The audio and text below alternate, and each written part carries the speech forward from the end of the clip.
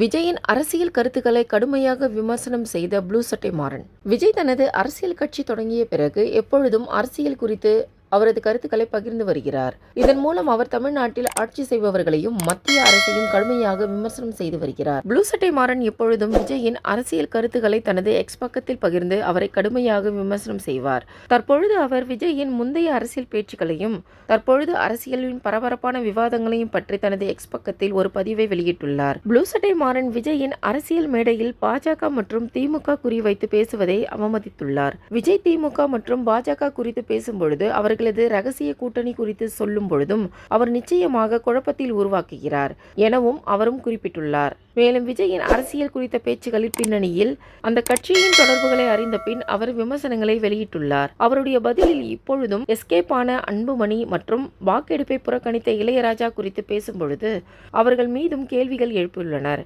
மேலும் அந்த நாடகத்திற்கு என்ன பெயர் என்று விமர்சனம் செய்துள்ளார். இந்த பதிலுக்கு பலரும் ஆதரவுகளையும் எதிர்ப்புகளையும் காட்டி வருகின்றனர். மேலும் இது சமூக ஊடகங்களில் பரவி பரபரப்பை ஏற்படுத்தி வருகிறது.